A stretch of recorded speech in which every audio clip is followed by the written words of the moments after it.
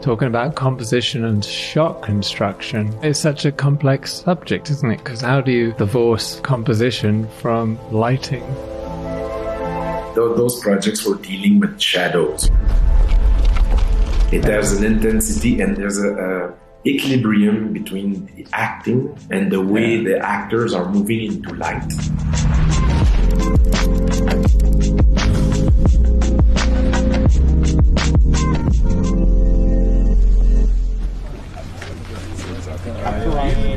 Margaret.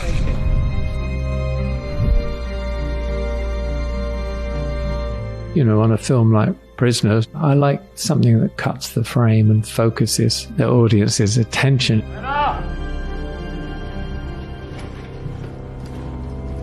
I like that sort of technique, really, whether you're shooting through door frames.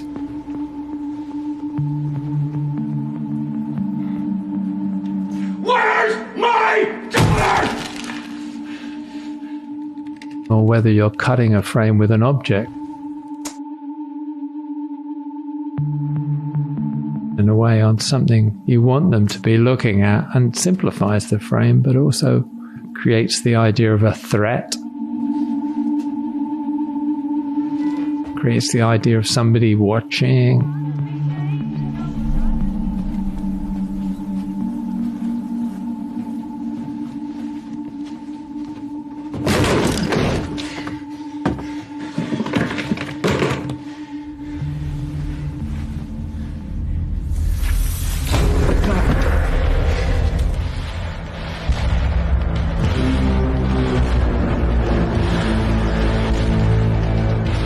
One of my favorite moments of Sicario is probably the final scene between Benicio and Emily. I need you to sign this piece of paper. Because it's a scene that was totally written differently. It basically says that everything we did was done by the book. I can't sign that. And then the way you approach it with light, where Benicio is backlit. Sign it. And hers is like evenly lit.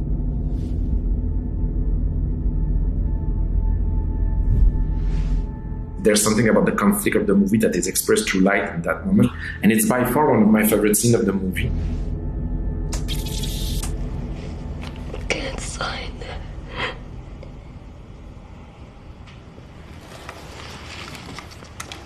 God. You would be committing suicide, Kate.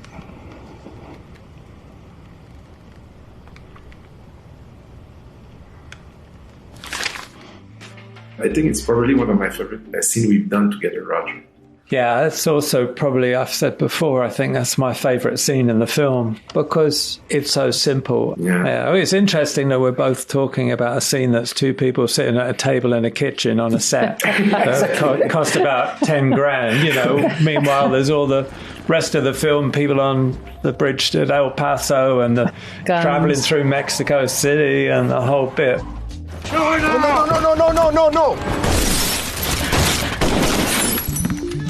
But we're talking about one little scene.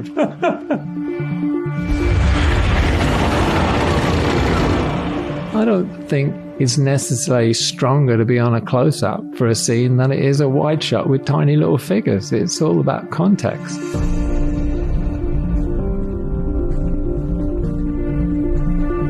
I think that there's a dictatorship of the close-ups in cinema, and I think it's beautiful. I love the power of close-ups, but there's something about seeing the vulnerability of a character in the landscape, the relationship with space, that cannot translate in a close-up. Yeah, I think it's sensibility, and you have an uncanny knack of knowing when a wide shot will hold. It starts to mean something else. It's no longer just an establishing shot. It becomes something else, and if the camera's moving in slowly, it actually means much more. There's one particular scene in Sicario that people ask me a lot about, which is the scene between Josh and Emily after they come back across the border and all the SUVs pull to a halt. They get out and they have that argument. Mm-hmm. Got a little nutty, huh? Nutty, yeah.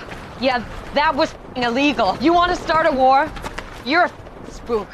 The wide shot was only the shot we had made for the convoy pulling up and them getting out. I thought when we set it up, we said, okay, we'll think about coverage if we need it after. Don't sell yourself short, all right? But you let that take play, and they're kind of small figures in the distance, and it's all played in the wide shot. This is what happens when they dig in. This is it. What am I doing here? What you're doing here is you're giving us the opportunity to shake the tree and create chaos. That's what this is. I thought the shot was cinematically meaningful, seeing all the group of men going back inside the building and leaving her behind. And there was something quite powerful. You don't know where it's going. I find that's what... I mean, you have an idea where you want to go, but you don't really know what the shot is and where it's going, the look of the film, until it's actually there and happening, and all those people together with the actors and the sets, and then suddenly the camera rolls and you think, oh, that's what it's really going to look like. I mean... Yeah, definitely. There's chaos of life always brings something. Yeah.